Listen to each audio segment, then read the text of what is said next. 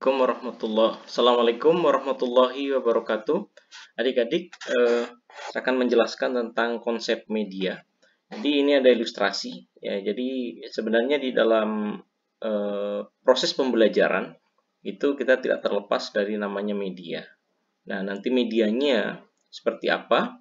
Ya, itu tentu mengacu kepada paling tidak ya, mengacu kepada karakteristik peserta didik, ya. Dia sukanya media yang seperti apa, ya. Kemudian dari materinya juga, materinya itu materi yang seperti apa karakteristik materi. Kemudian yang berikutnya, yang ketiga, yaitu kita harus mengacu kepada kemampuan kita merancang media atau media apa saja yang bisa kita buat, ya. Apakah memang ada yang memang tersedia atau harus kita rancang sendiri. Jadi paling tidak mengacu ketiga hal tersebut. Jadi dari siswanya, dari materinya seperti apa, kemudian dari kemampuan atau ketersediaan media tersebut di lingkungan yang ada. Ya, oke. Jadi ini ada ilustrasi bahwa dalam penyampaian materi itu diibaratkan adalah pesan yang akan disampaikan kepada peserta didik. Nah, materi itu kan berupa informasi. Nah, tentu ada yang memberi informasi. Pemberi informasi yaitu berupa gurunya, ya. Kemudian penerimanya adalah peserta didik. Apakah tanpa media, dari pemberi informasi kepada penerima informasi, informasi yang disampaikan bisa diterima dengan baik? Nah, silahkan Anda analisis dari ilustrasi yang ada. Kalau memang bisa, berapa persen menurut Anda? Ataukah 100%, ataukah memang sebagian bisa diterima, sebagian tidak, dan sebagainya. Ya, silakan ilustrasi ini Anda berikan analisis, kemudian ya pendapat itu silakan disimpan, nggak perlu diungkapkan. Mungkin nanti akan diungkapkan pada saat Anda ujian nanti. Oke, kemudian yang berikutnya. Ilustrasi berikutnya adalah ada pemberi informasi, yaitu guru yang memiliki informasi berupa materi, kemudian akan disampaikan kepada penerima informasi melalui media. Nah, media ini bisa saja media berupa manusia, berupa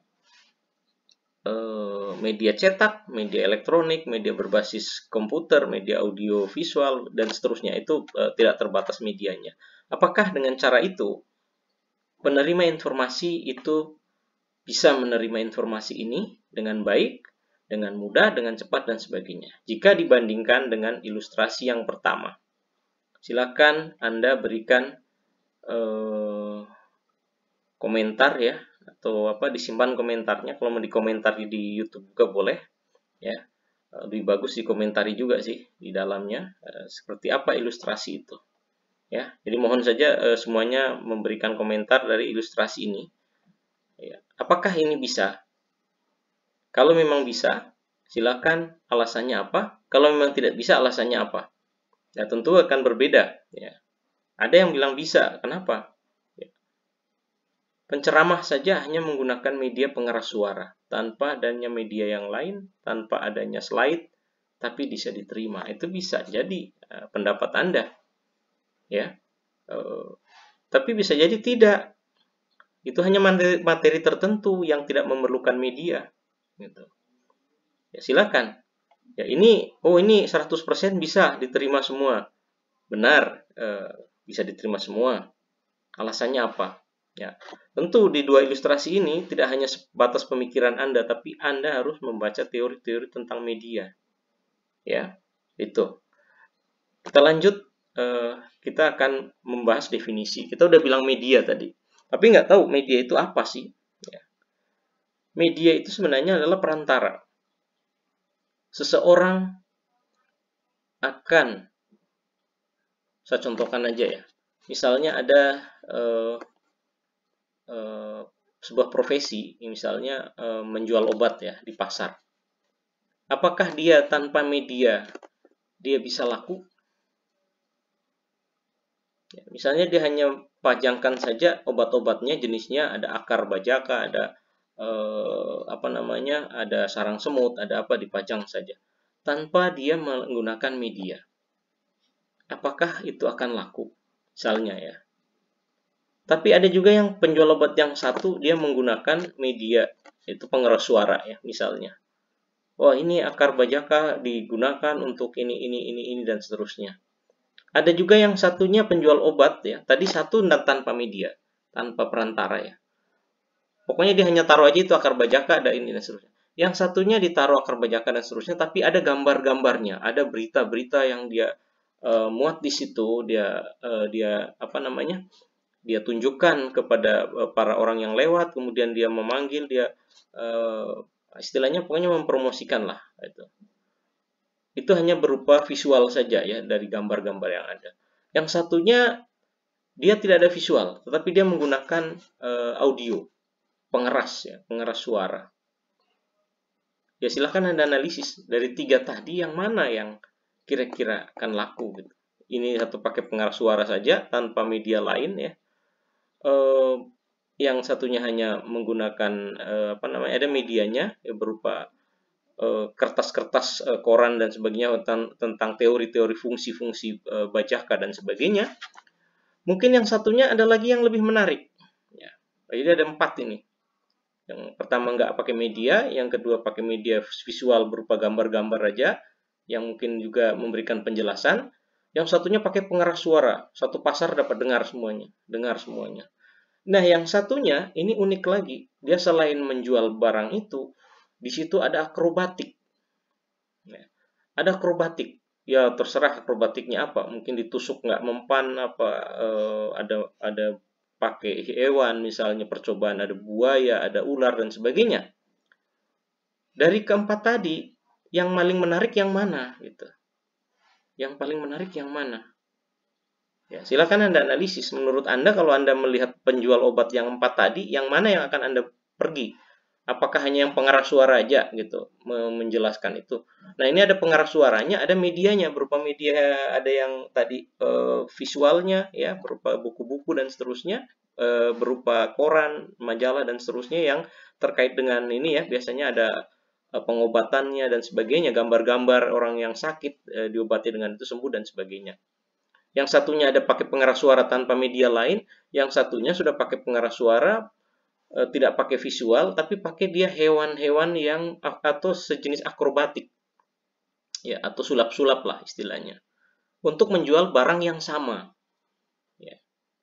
Sulapannya pakai apalah gitu, ada manusia jadi ular dan sebagainya, tapi pada saat itu dia menjual produk gitu. Nah ya, itulah sebuah contoh yang menggunakan media secara awam. Nah sekarang Anda sebagai guru tentu menggunakan media. Medianya berupa apa? Ya, dari yang keempat tadi, kalau saya yang memilih adalah yang dicontohkan tadi adalah yang menggunakan akrobatik. Kenapa? Sangat menarik ya. Akrobatik sangat menarik. Kemudian pada saat itulah kita sisipkan bahwa ini loh ya, ada saya jual produk yang bermanfaat sekali dan seterusnya. Akrobatiknya digunakan untuk apa? Untuk menarik perhatian. Pada saat itu dialah menjual produk. Ya. Kertas tadi juga untuk menarik perhatian bahwa ini loh penyakit-penyakitnya dan sebagainya. Ya.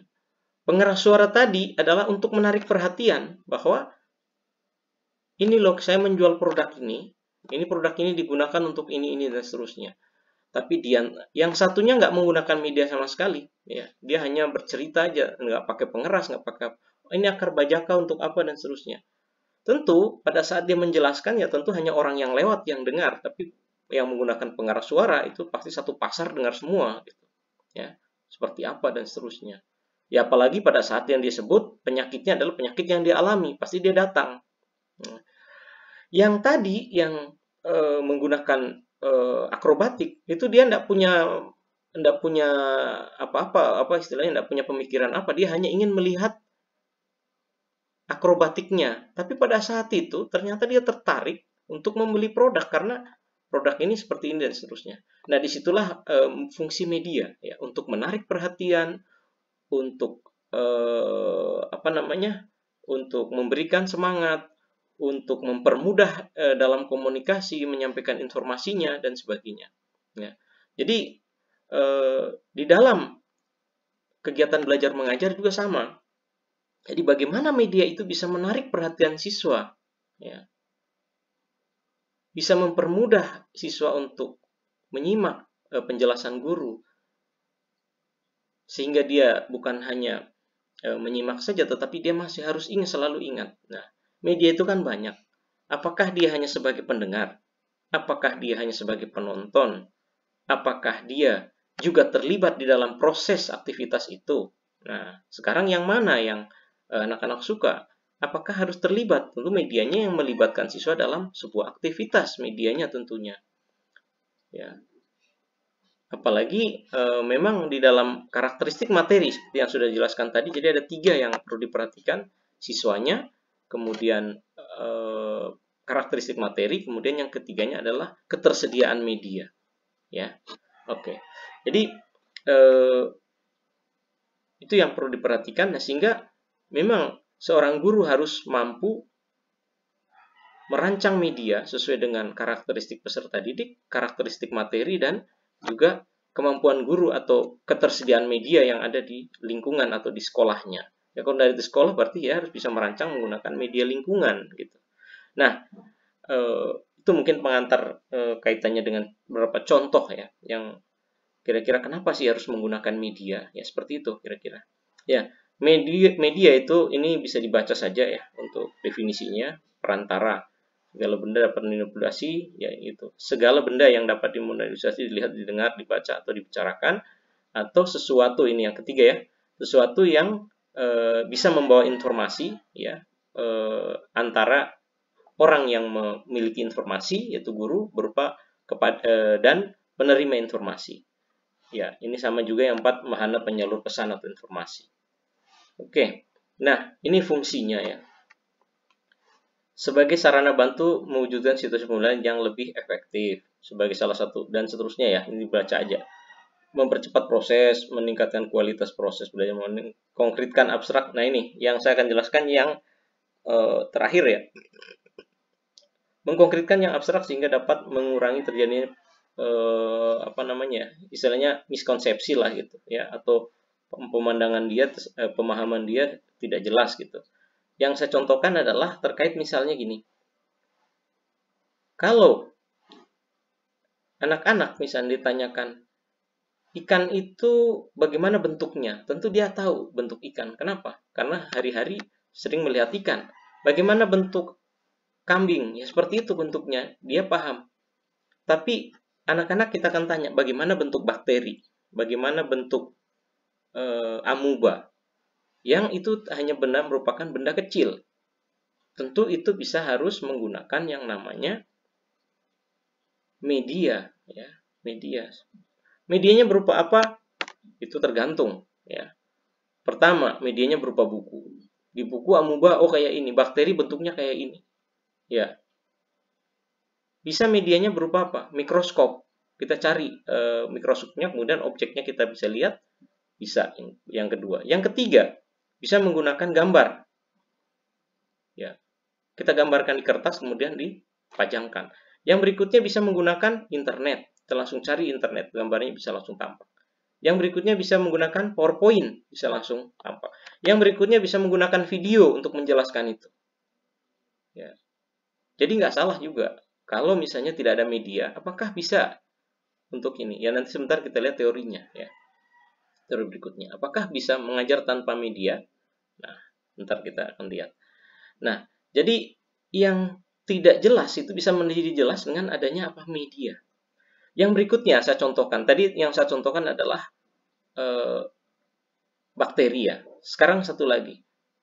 Bagaimana sih permukaan matahari? Ya, kan matahari kita bisa lihat, tapi bagaimana sih di dalamnya bentuknya? Bagaimana permukaan bulan? Bagaimana permukaan planet? Bisa nggak kita ini bercerita? Tentu tidak. Ya. Bisa nggak kita langsung melihat planet langsung? Nggak bisa. Tapi saya tanya, bisa nggak anak-anak melihat langsung tanah? Bisa melihat tanah. Apakah dengan adanya tanah itu kita perlu menggunakan lagi video? Ya itu terserah gurunya ya. Tapi kalau di planet misalnya, atau di permukaan bulan lah misalnya, yang pernah didarati oleh para manusia, bagaimana sih permukaannya?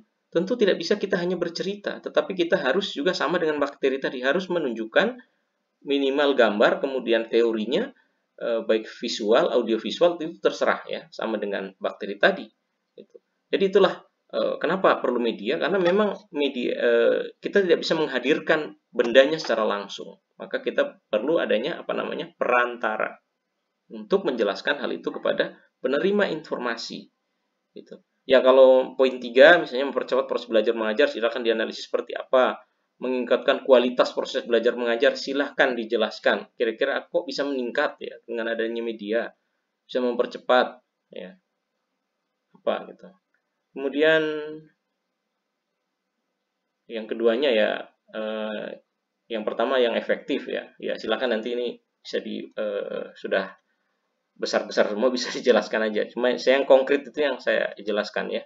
Ya, kalau ini mungkin bisa terkait juga mempercepat proses dibanding kita harus turun langsung. Ya, coba kalau mempercepat proses saya contohkan. Misalnya tempat sampah gitu, tempat pembuangan akhir atau TPA ya biasanya. Kalau dari sekolah itu jauh misalnya tentang apa ya? Atau misalnya kerusakan lingkungan. Kerusakan lingkungan ya misalnya contohnya. Apakah perlu adik-adik anak-anak itu kita bawa ke gunung untuk melihat kerusakan hutan misalnya? Itu kan memakan waktu yang lama. Tentu yang hadirlah poin 1, tidak efektif namanya kalau seperti itu. Tapi gimana kalau kita tampilkan videonya? Oh, ini videonya tentang kerusakan lingkungan. Itu kan anak-anak sudah lebih tahu.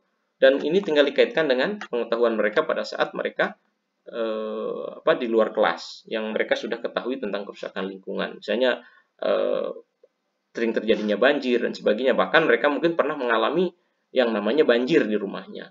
Nah, itu. Nah, jadi mempercepat proses memang betul. Efektif juga, iya efektif gitu. Tapi apakah kalau media itu ada yang real, ya, yang nyata di lingkungan sekolah, apakah harus pakai video? Ya tentu silakan gurunya yang merancang. Oh, tidak perlu video. Kita langsung keluarkan saja anaknya. Karena anak-anak ini suka. Ini sekalian kita mungkin terkena sinar matahari, tidak bosan tiap hari di kelasnya. Silahkan, berarti medianya adalah media yang nyata yang ada di lingkungan sekolah atau menggunakan media lingkungan, gitu, ya. Oke, jadi itu kira-kira kenapa media itu penting, ya. Nah, ini mungkin ada beberapa klasifikasi, banyak sekali klasifikasinya. Silakan adik-adik mau ngambil yang mana itu silahkan. Tapi yang untuk kali ini saya akan menjelaskan ini saja, dan ini kemungkinan akan berkaitan ya dengan media-media yang adik-adik pernah pelajari. Pertama, klasifikasi media berbasis manusia. Jadi manusia itu juga bisa kita katakan media. Manakala dia dikatakan media adalah ada informasi ya, informasi yang di dalam buku, ya kan? Nah, ini buku berarti sumber informasi. Ya, di dalam dia dirancang ya di buku tentu terkait juga dengan tingkatan, misalnya dia harus SD kelas berapa, ya, silabusnya apa, tujuan pembelajarannya apa. Nah, pada saat disampaikan materi ini oleh manusia, Pak Guru, itu gurunya adalah sebagai media untuk menyampaikan informasi dari sumber informasi berupa buku. Ya, buku kadang menjadi media, tapi kadang dia juga menjadi sumber informasi. Manusia kadang sebagai sumber informasi, tapi manakala dia menyampaikan informasi, itu juga adalah media. Makanya di dalam proses itu biasanya penjual obat itu juga kita katakan sebagai media. Manusianya itu adalah media yang menyampaikan informasi kepada pendengarnya. Ya sama, guru itu kadang sebagai media manakala dia menyampaikan informasi. Walaupun sebenarnya di situ guru juga merupakan sumber informasi, ya. Ya. Oke, ya. Jadi sumber informasi, sumber belajar atau sumber informasi itu bisa jadi buku, ya, yang disampaikan oleh manusia, maka manusianya sebagai media yang menyampaikan informasi tersebut. Oke. Kemudian manusia juga bisa dikatakan sumber informasi yang akan menyampaikan, kemudian medianya berupa buku. Ya. Ini Pak Guru akan menyampaikan informasi tentang ini. Tapi untuk mempermudah, maka diberikanlah buku kepada siswanya. Maka buku itu saat itu menjadi namanya media. Sumber informasinya siapa? Sumber informasinya adalah gurunya. Nah, makanya itu. Jadi, Anda adik-adik harus bisa membedakan mana sumber informasinya, mana medianya. Intinya itu, ya. Kemudian media itu berbasis manusia ya medianya. Jadi manusia menyampaikan langsung terhadap informasi yang dimiliki ya kepada peserta didik. Nah, ini yang biasa terjadi adalah di ya misalnya ada semacam ceramah ya. Ceramah itu medianya adalah manusianya ya, walaupun di dalam prosesnya itu ada namanya media lain yang digunakan, yaitu media audio ya, media audio ya, dia berkeras suaranya ya, jadi itu media audio. Oke, kemudian nah kalau bagaimana kalau dalam bentuk rekaman, nah, rekaman misalnya di YouTube, terus penerimanya medianya yang mana ya, medianya berarti adalah YouTube-nya, sumber informasinya adalah manusianya gitu. Ya, jadi untuk melihat ini ya tergantung dari konteksnya ya. Oh, ini mau medianya ini. Terus oh ini medianya ini, Oh, medianya manusia. Ini medianya berupa media elektronik misalnya, atau media audiovisual. Medianya berupa internet ya, itu tergantung. Nah, sama media berbasis komputer tadi saya sudah sampaikan ya. Berarti kalau YouTube berarti ya medianya komputer. Terserah Anda mau bilangnya media berbasis internet kah, audiovisual atau komputer, itu hampir sama. Jadi 2 dan 4 ini ya silahkan. Anda mau ambil yang ini atau yang ini. Dia di komputer, tapi di situ ada videonya. Ya, oh ini media berbasis komputer, tapi juga berbasis audiovisual. Berbasis juga internet gitu. Ya karena komputernya mungkin terkait internet juga. Gimana dengan handphone ya? Handphone kan perangkatnya sama dengan sistem komputer, berarti masih masuk berbasis komputer ya, atau handphone. Nah, kalau cetakan kan sudah jelas dicetak. Ya, kalau gambar juga saya rasa menurut saya itu dicetak ya, dicetak berarti berupa buku. Ya. Cetakannya itu sesuatu yang dicetak ya. Kalau misalnya baliho juga dicetak gitu. Nah, kalau misalnya karton kemudian digambar, ya dia masuk yang mana? Ya masuk biasa visual. Ya, visual itu sebenarnya sangat luas. Yang terlihat itu adalah visual. Ya, visual. Yang terlihat itu visual. Cetakan juga sebenarnya visual. Ya, tapi silakan, makanya saya katakan tadi tergantung orang yang mengklasifikasikan hal ini. Ya, jadi kalau bagi saya sebenarnya di tiga ya. Di tiga, audio, visual, audiovisual. Pokoknya yang terlihat itu adalah visual. Apa aja, mau yang gambar diam, gambar gerak tanpa suara dan sebagainya. Audio ya hanya suara. Ya, ya pada saat ceramah itu ya sebenarnya audiovisual. Ya, tapi dia berbasis manusia. Ya, manusia. Ya, pada saat di komputer ada YouTube ya audiovisual, basisnya komputer gitu. Ya, terserah nanti yang mana yang ini. Nah, jadi cetakan udah tau lah, cetakan koran dan seterusnya ya. Kemudian kalau yang dibuat sendiri masuk yang mana? Misalnya di gambar ya, bisa aja lah masuk di cetakan ya, dicetak sendiri maksudnya, bukan di print ya, tapi digambar ya, karena memang keterbatasan fasilitas ya. Kalau tidak mungkin digambar, dimasukkan di gambar, kemudian dicetak di kertas ya cetakan juga gitu ya. Walaupun sebenarnya berbasis komputer juga di situ karena prosesnya ada komputer gitu ya, tetapi yang dilihatkan adalah berupa hasil cetakan, makanya dia berbasis cetak. Kemudian audiovisual ya tadi sudah tahu lah, video lah, mungkin ada basis komputernya juga bisa. Nah, kemudian yang berikutnya saya mengadopsi yang terakhir adalah berbasis lingkungan.